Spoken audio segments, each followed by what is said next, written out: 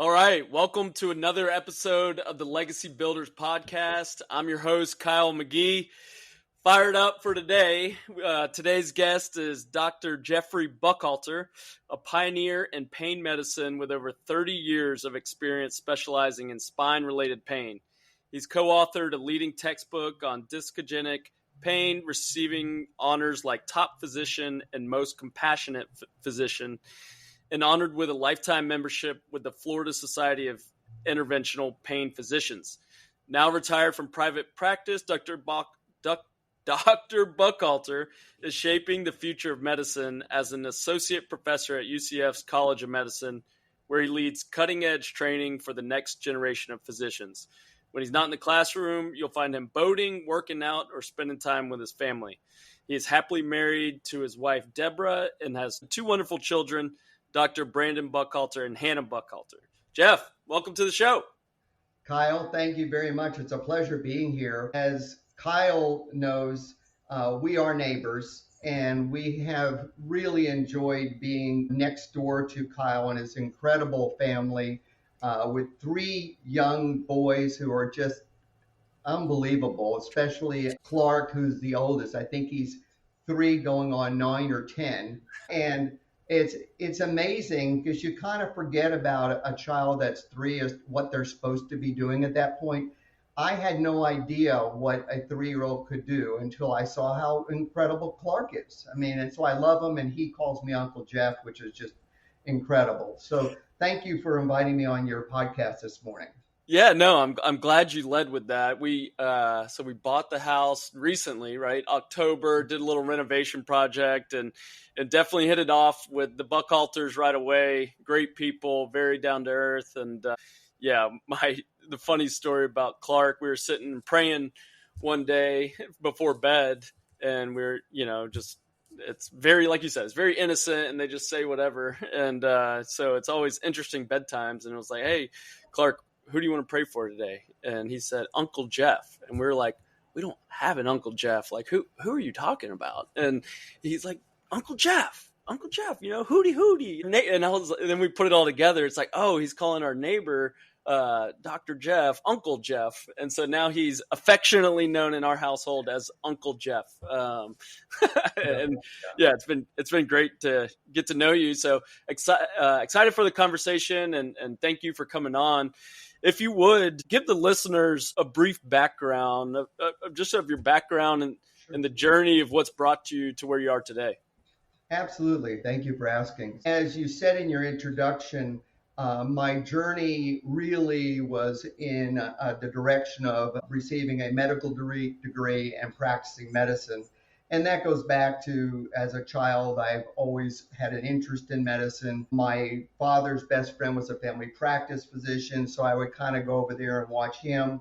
And so after graduating from UCF in Orlando, and by the way, I was raised outside of Cocoa Beach, more toward a city called Titusville, which is basically right on the area where they were developing Kennedy Space Center, which brought our family down from New York to Florida for my father, who is a developer and real estate broker, to develop that property and land for people that were moving in to start working at Cape Kennedy.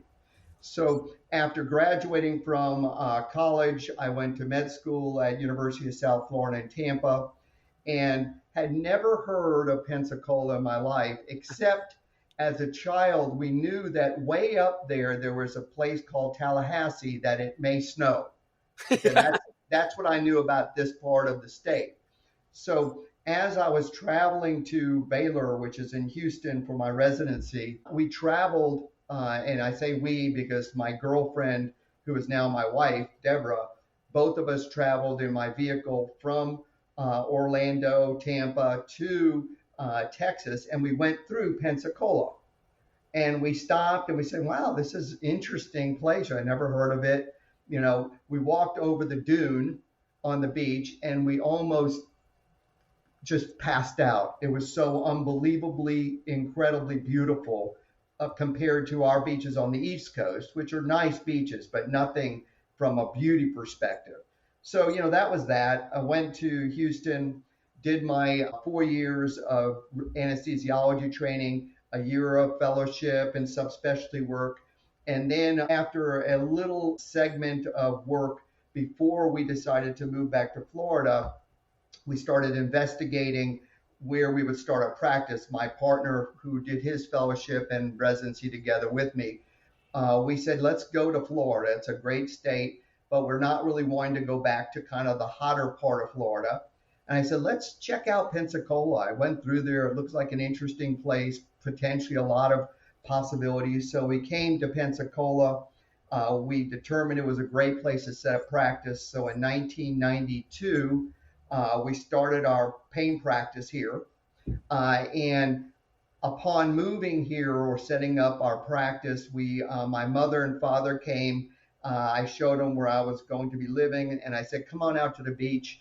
And we went out to the beach to Cali Hermosa, which is a nice residential development out there. And we walked over the dune. And at that point, there was like 4 houses out there and mostly dune. And we walked to the top, and my dad said, oh my God, buy every piece of property you can afford out here. It's going to be unbelievable. And so anyway, we turned around, and actually within about 2 months, we bought the piece of property that we had walked over the dune on. And at that point in time, it was affordable. Okay, my dad gave me a loan, and paid him off the loan. And we went on to build a very, very productive and big pain practice in Pensacola. We got on faculty at University of Florida and began our academic careers. And all the way fast forward to where we are now, we have built a big practice. We have now kind of merged with a big company to help manage our practice. And I have moved out of the clinical space and have focused the rest of my career on academic teaching with UCF College of Medicine, and have developed now a very, very well-respected residency training program at West Florida Hospital in physical medicine rehab. So we now have 18 residents that are approved for our program, and we provide on-site training, operating room training, and it's been a joy to kind of start leaving a legacy of teaching other physicians the craft that we have learned. So it's a really interesting story, and I think that a lot of what I want to start and like prod at first is, so you come from a real estate developer, entrepreneur father. You're Correct. interested in medicine. And so was it always the plan from the very beginning of going into medicine school of like, hey, I'm going to work for myself. I'm going to start my own business? Because a lot of doctors, they go work for a hospital or go work for somebody. And I mean, they make $1 million or whatever. They make a ton of money, but Mhm. that's not the path you chose. So was it because of how you were raised, or why? That's a very good question. And it would almost seem like you knew really my history when you asked that, but you don't. But what happened was, after fellowship, and fellowship means you finish your residency or the last part of your residency, and after residency, you do additional training in something. And myself and my best friend, who we met at Emory, and he was doing residency with me, we both decided to specialize in pain medicine. So after we both finished our subspecialty fellowship training, I actually started interviewing on the West Coast, thinking I would like to go to California and really San Diego. And if you've been to San Diego, you'll know why. I mean, it's got the greatest climate in the world, really. So this was back in 1991. He went to North Carolina and interviewed there. He got an incredible job with a hospital as the director of anesthesia. I got a job in San Diego as a new partner in a big anesthesia practice, and I was going to start the pain practice. So I would have been part of a group of about 80. He was going to be part of a new hospital, and we were getting ready to sign our contracts and stuff. And then both of us got together and said, it sounds good, but we really want to do something on our own and kind of build something from the ground up. So we both rejected those contracts, and then we got recruited through our big hospital, which is Methodist Hospital in Houston. It's 1,000 bed hospital and have little hospitals all over the place, to start an anesthesia department in a hospital, and believe it or not, in Jonesboro, Arkansas. And I'd never been there. I'd never been to Arkansas, but that hospital had no anesthesiologist, and they were starting a heart program. So they said they recruited us, and like we're kids, just getting through training. They have like a little private plane for us, and they fly us into Jonesboro, and we feel like we're like Hot shots. famous. So we get into Jonesboro, and we got a great contract. I was developer, the department director of pain medicine. He was the department director of anesthesia. We had 8 operating rooms, a big pain room. We had everything that we want to start this. And so we signed a 2-year contract, started the practice, and started what's called an acute pain service, which means that patients come in for surgery.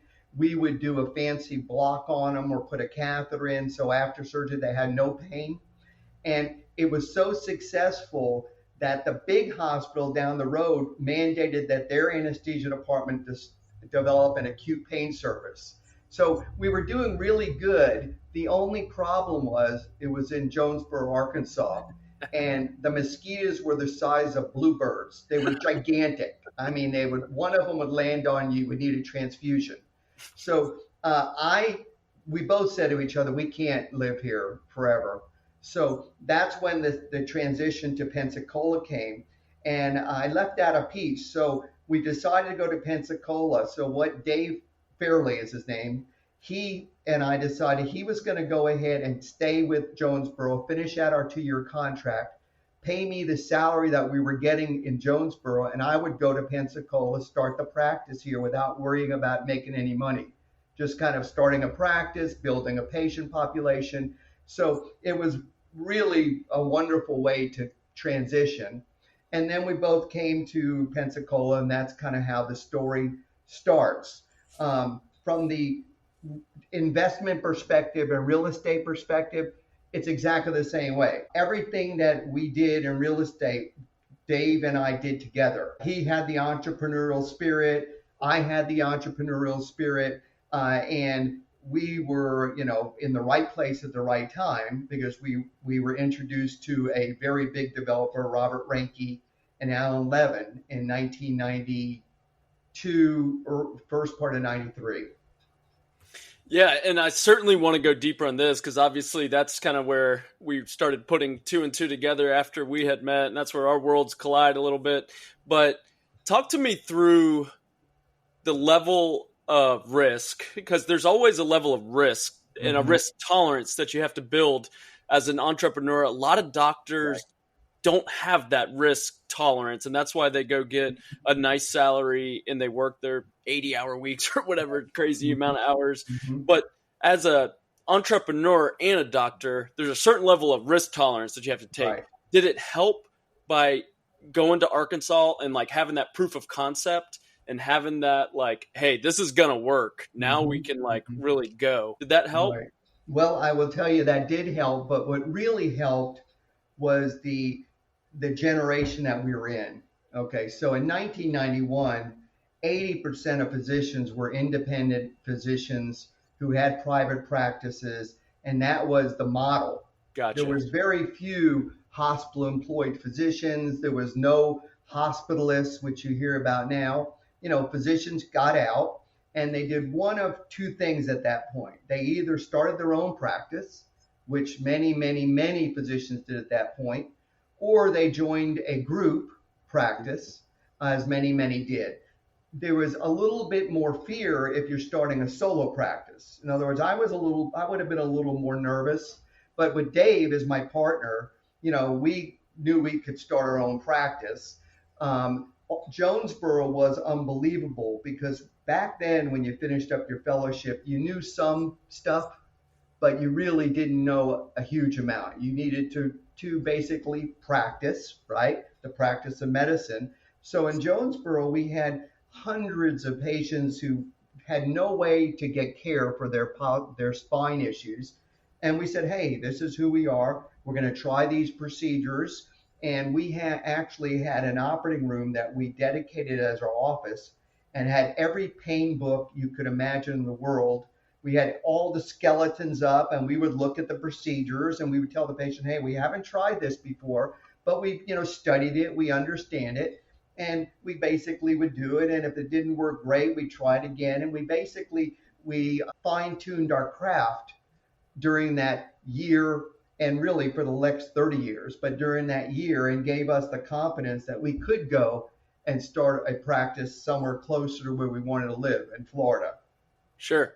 And honestly, I just don't know this because I've never really looked into it, but I'm assuming that most doctors, you're trained and studied to be a doctor, not a business owner, right? And not like to understand the business side of it, the marketing, how to bill your clients, cash flow, like all these things. And you hear some, like, actually probably a lot of doctors are really bad with money because they're so smart at something and they kind of lose sight of that. So I think that that's probably where this segues into, your real estate and your investing journey. But talk to me about how you learned the business side of your pain medicine practice. Absolutely. That's another really good question. So that, I would say, is internal in your genes and the foundation that you were raised with. From my perspective, because my dad was a developer, he went bankrupt a couple of times, and he would work hard, and we'd see him come home and he was building developments, and he would be going out there on Sunday to unclog a toilet, and he was just always doing something from an entrepreneurial perspective, because that's what he did. Then fast forward to what we're talking about here with medicine. So I had that in my brain. Dave was from an unbelievable entrepreneurial family. His dad was a veterinarian that opened up 15 or 20 veterinary clinics in Kentucky. He worked in them. He's really about the builder and wanting to scale things, etc. So we complemented each other beautifully. And with the two of us together with that Jonesboro experience, we said, yes, we can do this. No, we don't know everything about the marketing, and we don't know everything. But back then it was just much more simple. Okay. You didn't have to understand, Instagram and Snapchat and, all that stuff. You had a website, and I don't even know if we had one, if you have them in the 90s. I guess they did. And basically it was just nothing but it says your name, and a little bit about you. And then essentially the way we built the practice was door to door. We went in, we were on the hospital staff at every hospital in Pensacola, every hospital in Fort Walton, Destin. We ran the Destin clinic. So we would travel. I'd be in Destin 3 days a week. He'd be in Pensacola. We built it up so that we had a little plane that we would rent, and we would fly to Dothan, and we'd have a clinic in Dothan, and then we were teaching in Gainesville and fly to Gainesville. I mean, we were really, and it seemed like it was just the way that you did it back then. If you wanted to be busy, you took call at every hospital, you went to all the meetings, and the big way to meet doctors is in the doctor lounge. You go in there, you have a cup of coffee, and you meet, the surgeon Johnson, who you'd never seen before, and he goes, "Oh yeah, I heard of you, Dr. Buchalter," and then he becomes a referral source, right? Sure. So that's kind of how things get developed back then, and it's just hard work, sweat, but that was either that way or you joined a group. And what we did was we started and built the big group. Yeah, so it's very organic, right? And treating your customers right, doing a great job for them, and your doctors in your case. And so talk to me a little bit about your leadership style and how you were able to build a culture. And because anytime you've built something great in any business, whether it's pain medicine or anywhere, you have to have people, right, to scale. Right. And you have to be there. There's always somebody, whether it's you or someone else, there's always a strong leader that's able to inspire and generate good energy with people. What has been your leadership style, and how do you attract and retain the right people? I love these questions. They are just really wonderful questions. So, and that's a very interesting question. So I have a leadership style that is 100% different than David's leadership style. Okay. However, both of us understand the importance of setting a good foundation and empowering all of our employees so that they know that their jobs are incredibly important. So what we did was, from the perspective of our administrators, we sent everyone to the John Maxwell Leadership Conventions, which is John Maxwell. If you know of him, he is the number one author in the world on leadership. And there's several levels to being a good leader. And the top level of being a good leader is developing other good leaders, right? So what we would do is every single month, this is kind of my thing that I love. So, and I like doing PowerPoints for whatever reason. Okay. So I every left that month, out of the bio, by the way. One of your hobbies is preparing PowerPoint yeah. presentations. And, my wife can't believe that I enjoy it, but I do enjoy it. So every month I would build a PowerPoint, and we would go ahead and present it. It would have what our benchmarks were, how we're doing, how the different employees are doing. And then we would select the employee of the month for different departments. So we'd have a nursing employee of the month, we'd have an administrative employee of the month, a front desk, a back desk, and we would give them very nice gifts, and I always would give a trophy. I like trophies and plaques. So they get a little trophy, a plaque, and they get, $100 to do something with, and they would be recognized. Then after that, we would divide everybody up into smaller groups. So the front desk people would be in their group, the back desk in their group, and they would all suggest ideas about how to improve things. And they would suggest ideas on what we're doing wrong. Dr. Buchalter talks a lot and he's never on time for his clinic, whatever. The problems are they would be able to be empowered to say those things, and no one's going to punish them for anything. And it really develops a culture of people feeling that they are acknowledged, they're appreciated, and it wasn't just talk. We did appreciate it. We had a reserve parking spot for the quality assurance employee of the month, and we built from a clinic in which, and I just was thinking about this morning, my first office was in a broom closet, and I worked out of a broom closet for about a year, and my partner Dave shared the broom closet with me.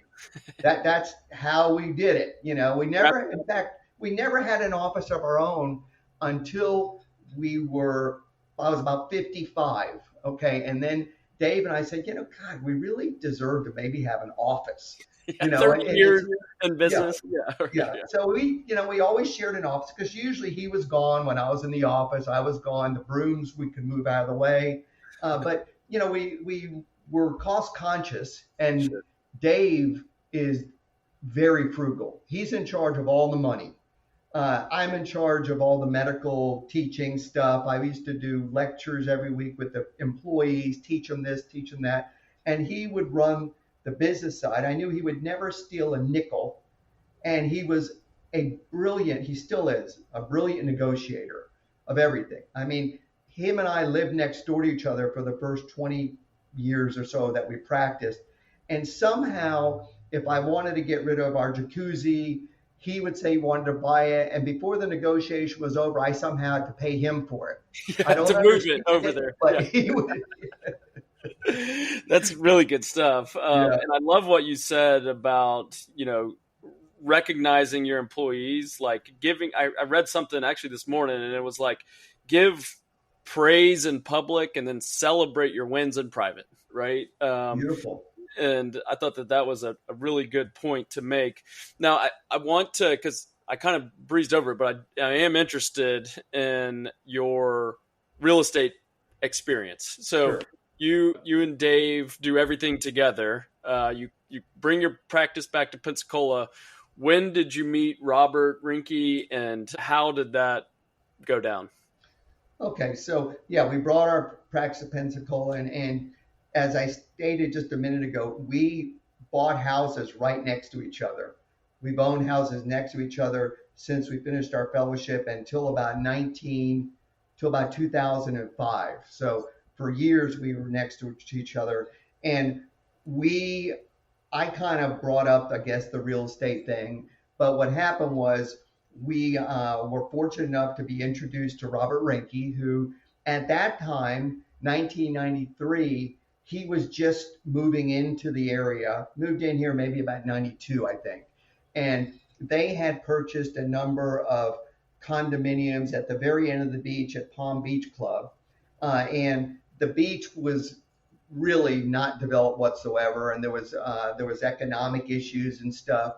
And so we met him, and he was a young, energetic, well-spoken guy who had good ethics. He introduced us to let's stop there for just a second. So he basically introduced us to investing on the beach with him, and we said, "Oh, that sounds really interesting." We wanted to diversify. I had the background with my dad developing. He had the background with his father developing these veterinary clinics. And so Robert started kind of finding projects, and we would always kind of meet with him. And he would say, "Yeah, we got these 50 lots over here." And we would kind of pick out 3 or 4 lots, and then we would buy those lots. And back then, things were affordable. The first 5 condominiums that we bought with Robert, the average price was about $70,000, right on the Gulf. Okay, so I mean, you can't even believe it now. So, with the salaries we were making, we could afford to buy between us. We would get a loan. We bought 4 condos the first time with them, and then developed them, and then we would sell them, and we would move on to his next project. He one of his early projects was Emerald Isle. So I got a And quick question right there. So sure, you would come in and buy the pre-sale. You were like buying the pre-sale condos, and then right. he would build them, and then after they were finished out, you would sell them. Yeah, now that happened as he was more when he developed an income that would allow that. The first few investments he had found like an old dilapidated, and it was really dilapidated beach condo called Windjammer. Okay, it was built back in the probably the 70s. He brought us over there. It was vagrants had lived in it, broken windows, broken this. It's really where Hilton is now. Okay. Okay, so where the Hilton Hotel is, it was a small beachside condominium complex that was almost condemned. It may have been condemned at that point. He bought the whole building, and he had a partner at that point who had a good amount of money and was kind of the money man. And Robert was more of the guy, the real estate guy, going to kind of go get people to invest with him. So we did that. He renovated it beautifully, and then after a while, maybe 5 years, we sold it. Yeah. Yep, And then you continued on with him right. throughout. Yeah. That's right. So we moved into Emerald Isle, which at that point, Robert Rinke had partnered with Alan Levin, one of the Levin brothers. And we actually met, and we would meet at Bon Appetit, which is a restaurant in Gulf Breeze, and we would have breakfast and talk about real estate, medicine, fun stuff. And I actually named Emerald Isle because it was a naming thing for that place. So we bought a bunch of those pre-construction, as you were talking about, and then they were like 150. Okay. And the big ones were like 229. We're like, no, they're 229 are too expensive. So we didn't want to, that was way too much. So we bought like 3 of the small ones, 1 of the big ones, and then we kept them for 3 or 4 years, and and then you would like kind them into another development, etc. And that's kind of how the real estate worked. Now remember, at that time there's no property taxes on the beach property, and back then, because you leased your property, there wasn't any annual tax whatsoever. As it is different now. Hmm. Remember, at some point in the last maybe 8 or 9 years, now you have to pay that kind of property tax and stuff. So it's harder to hold on to a number of condominiums more so than it was back 25 years ago. Sure. And so the lesson I'm hearing there is find good people, right, that fit your values, That's right. and that you can trust. And so you've got your cash producing business, which is something that you're all in on. You spend all your Right. time thinking about, and then Yeah. you're investing with people that are all in on their thing that they are confident in, and you've got the ethical right values, and let them do their thing. So it's a great story. I love hearing this kind of stuff because you hear it from one side and it's always different perspective, right? And so Hmm. it's Hmm. awesome to hear about, and I know that people listening will also find it interesting. I'd like to get shift the conversation a little bit and get more in a personal level. And so I've got a couple questions, and you're a someone that strikes me as like wants to be the best at whatever they do, right? Hmm. And your thing is medicine. What are some of the non-negotiable habits that you have that has kept you performing at a high level over a long period of time? Okay, another very interesting question. So, and as right now, not right now, for the remainder of my career, what I do is I teach physicians how to be better physicians and how to be specialists in their residency that they're training in. And it goes back to setting yourself up with solid core values. Okay, and the core values that I was set up with, and I don't even remember how this happened. Okay. But I was raised to be honest and incredibly ethical. Okay. Ethics cannot be, you cannot sacrifice your ethics, and you can't sacrifice your integrity.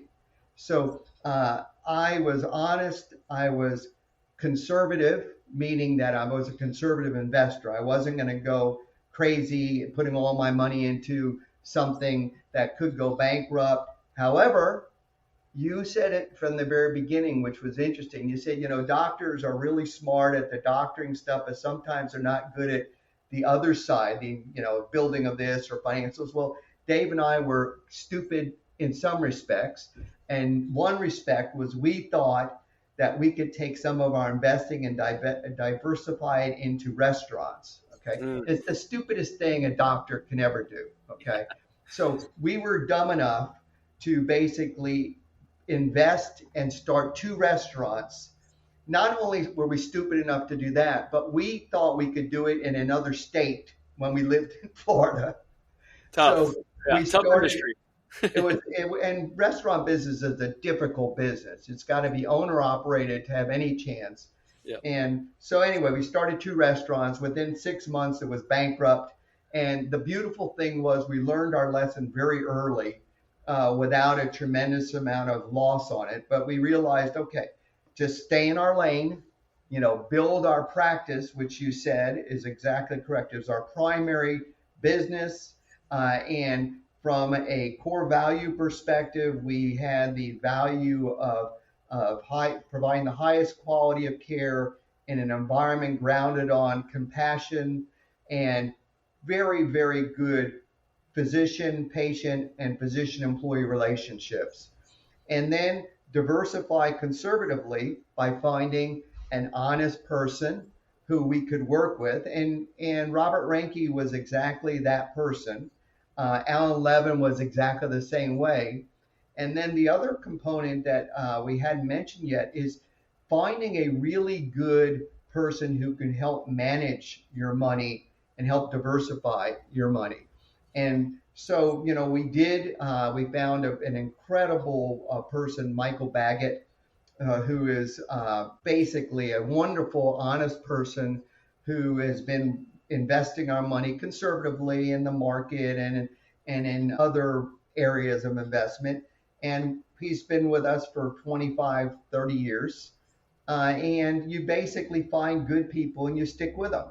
And that's, and we went through a few of them before we kind of ended up with Mike Baggett, and the same way with our accountant. And you just find good people. They're out there. This area is loaded with them because, Mhm. if you're from the South, there's a lot of core values that go into being in the South, it seems like. So that's kind of what we did. We surrounded ourselves with good people. We let them help lead us in the direction of whatever we were going to do. And we were fortunate because, it takes luck also, whether you call it luck or not. You set yourself up with a good foundation and you have a good mission statement, then things can move forward, but you have to also be fortunate. Yeah, there's such an important lesson for people to hear right here and what you're saying. And there's a couple of books around this, like Who Not How by Dr. Benjamin Hardy is a great book for anyone that wants to go deeper on this. And it was profound for me. It's like you can't figure out how to do everything. There's typically a who that specializes in that, and you get that person, you build this team, right? Mhm. And so you need to be neighbors with a great doctor who can connect you with whoever you need to. You need a CPA, attorneys, real Mhm. estate, wealth management, insurance, all of these areas of life. Like build your rock star team, right? Right. And go deeper, like instead of wider. Go deep That's with the right. great people. Yeah. It's really good stuff. I Can I want to add one go. more thing? Yeah, please. So that that's very well said. And so we did that with the money manager, and we also did it. You said, find yourself a good lawyer. Okay, Hmm. it's so critical to have a good contract lawyer, real estate lawyer when you're doing any kind of real estate stuff, but also on the medical side. I mean, gosh, you sign these contracts and it has these little stipulations in there you don't even understand what they're talking about. We Carrie Ann Schultz is just, I don't know if you know her, but my Oh, goodness, very well. you see her values. Okay, she's exactly what I'm talking about. Has Yep. unbelievable core values. Would never lie, would never cheat, and looks out for you like you're in her family. Okay, And so tenacious. tenacious and Yeah. to protect you. Yeah. Right. She basically would everything I've signed ever now, say with my son, goes through her. She looks at it, and most of it's fine, but some of it's like, no, this isn't really set up that well for you, you Yep. know. So, and that is very important, and it's not, it's so valuable, you know. So yes, and I do that with all of our residents. Every resident that graduates, I offer to go through their contracts with them. Carrie Ann, I recommend to go through their contracts. And it's a great way to start your career as a physician anyway, just to know the pieces you need to have in place, just like 100%. you're talking about. Yep. So that is very important. It Staying on the personal side, what role has your faith played in your personal and professional life? My faith is very important. And I don't think I've not said a prayer at night as long as I can ever remember. It's just part of what you did at night. And you can do it in the morning, but I do it every night before I go to bed. And so I have a very close relationship with God. I'm not a huge, we don't go to church or temple as much as some people do, but we contribute to our temple, and we love the people there, but it's more about internally. I have a deep faith in God and know that He's overseeing what I'm doing, and I have a significant responsibility to abide and to live by the core values that are important. And if you do that, you're going to be more successful than if you don't do that. And so I feel I have a very strong faith. Yeah, and it's good for like anybody that's a high performer to have something bigger than themselves, right? Mm-hmm. To help guide their decision making. So the show's called Legacy Builders, and I'm always interested to get the interviewee's perspective on what does legacy mean to you at this stage of your life and career, and how has that definition evolved over time? That's another really interesting question because that word legacy changes completely as you get it further and further along in your career, whatever it is. And you can't see behind me, but my wall behind me has is a legacy wall. And what I have on the far left side are the people that were my mentors going into my career. And it's got a lot of very well known physicians, surgeons, including Dr. DeBakey, Dr. James Andrews, and other people that taught me. And I learned from them the importance of what we were talking about, having good core values is really, and it's one of the tenets of residency is core values. But so I learned from them. And then as I moved further along in my career, legacy was not a word that I even used initially because there was no legacy to leave behind when you're first starting your practice. You're just trying to build something. And as you start building and as you start moving through the decades, and for me, it was really about when I was about 50, let's say. You get through residency and fellowship and you're 33. So, that's your whole life has been school. You really done. I'm not brilliant.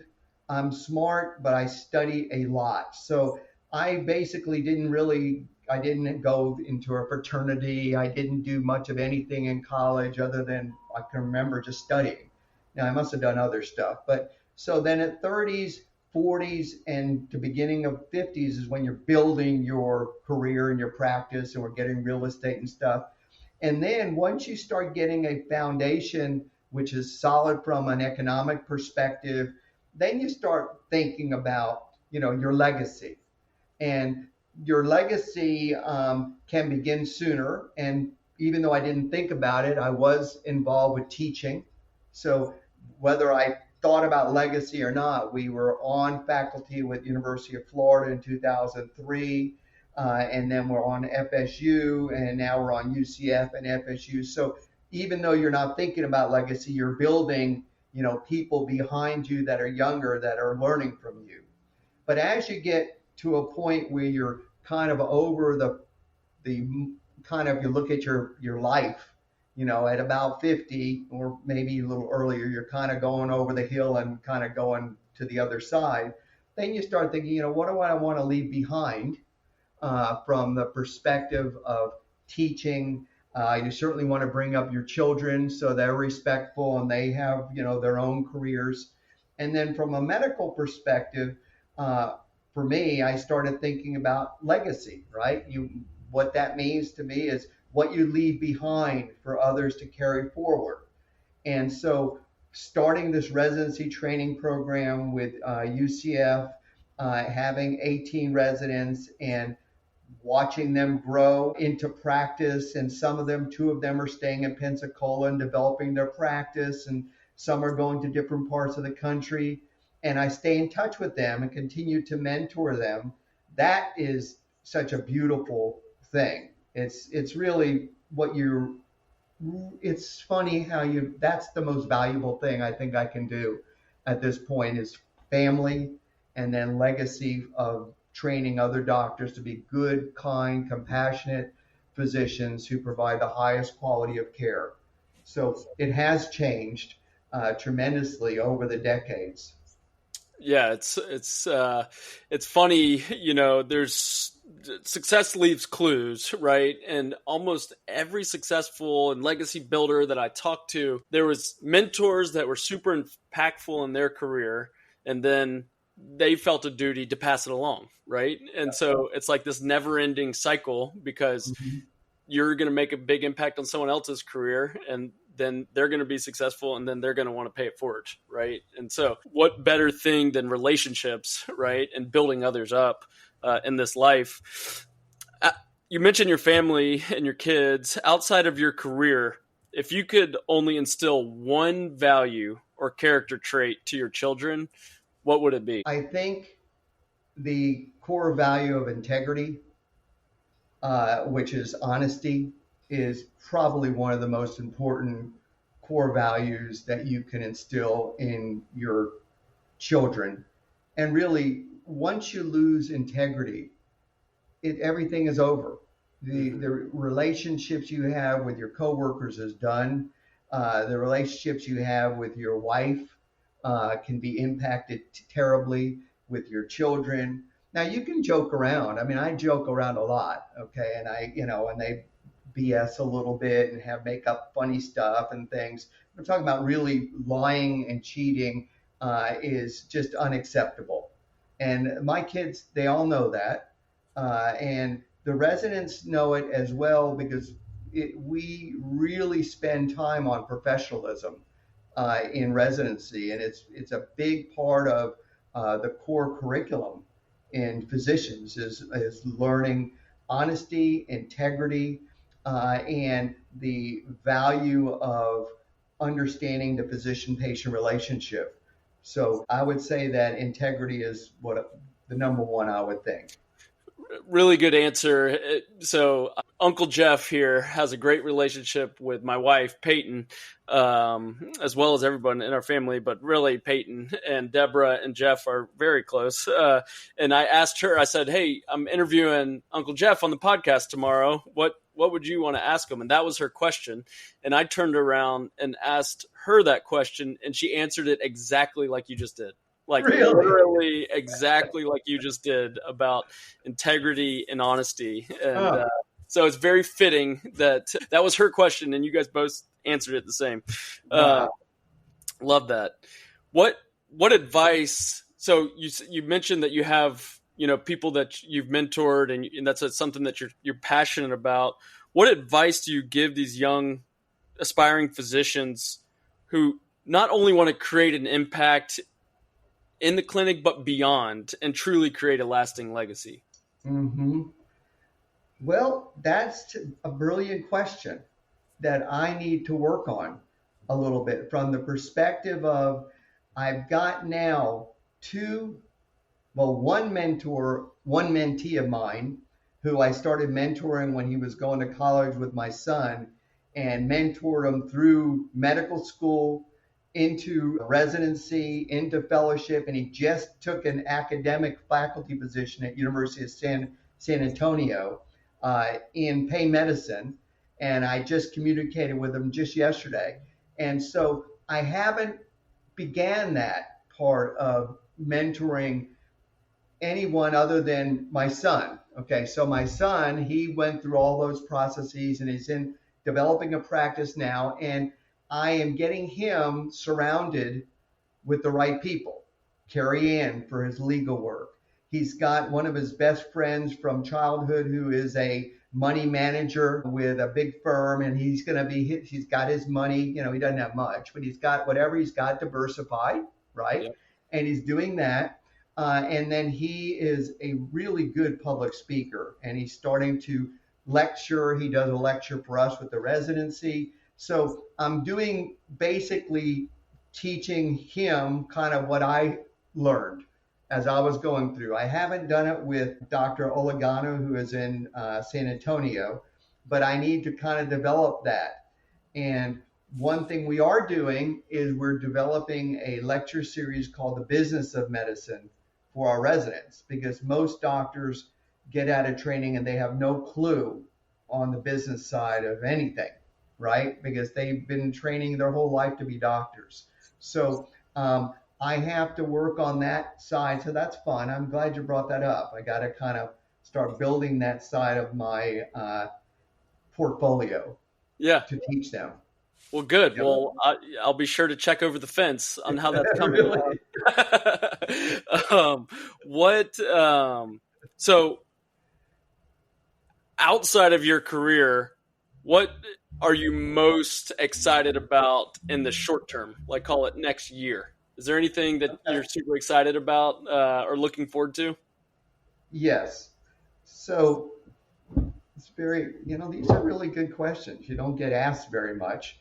Um, I enjoy everything at this point. I mean, everything meaning just nothing. Yeah. There's not doing anything I love doing. I love watching a TV series at night. I love coming out of the driveway and seeing your kids and playing around with the kids. I love going out on the boat. I don't love it, but I do go on the boat occasionally. And I'm looking forward to our whole families getting together at our house this year for the holidays. And then we're going over, before then, we're going over to my brother. My brother is also he's diversified. He's owned assisted living facilities. He's an attorney. He's got rental this, rental that. And so they have a big spread in North Carolina and I would love to have done this, but I didn't. So he has his house, and then on their big spread, his daughter and her husband live with their two kids, and they got Family cows. compound? What's that? It's a family compound? Yeah, yeah. Oh, It's a family awesome. compound. Yeah, and it's really, you don't get to do that very much. They got, a couple of chickens. I don't know what they got, but I think they got chickens and this and that. And they have an Oktoberfest every year where they all get together. So we're going to go up there this year.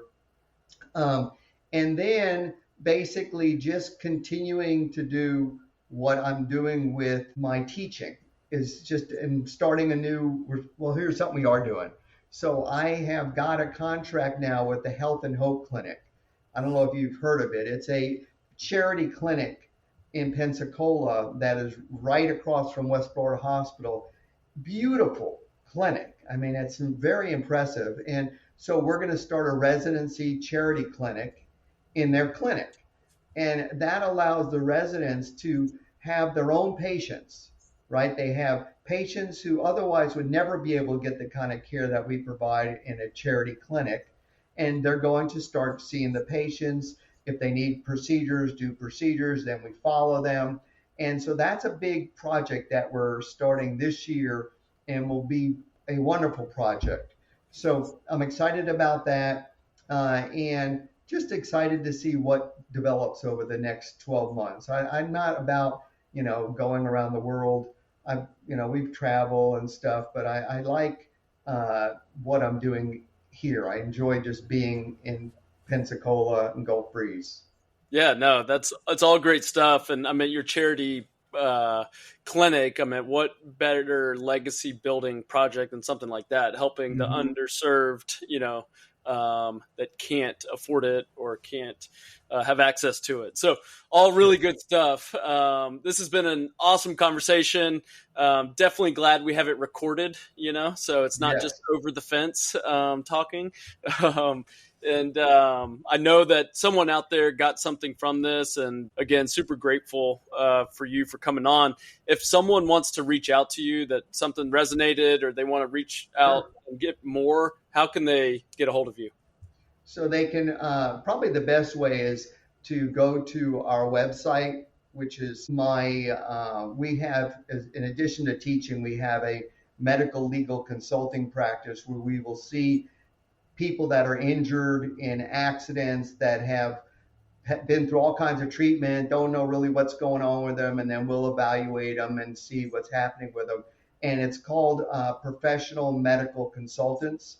So if you look at professionalmedicalconsultants.com, all one word.com, then you'll get to my website, and there's a way to contact us if they have a question about what we talked about or anything else. Awesome. And we'll put a link to that in the show notes so anybody Perfect. can just hit that directly. Well, again, thank you, Dr. Buchalter, and thank you to all our listeners. Whether you're in medicine, leadership, or just navigating your own purpose, we hope today's conversation reminds you of the power of staying curious, compassionate, and committed to growth. Until next time, keep building a legacy that lasts. Thank you for tuning in. Thank you.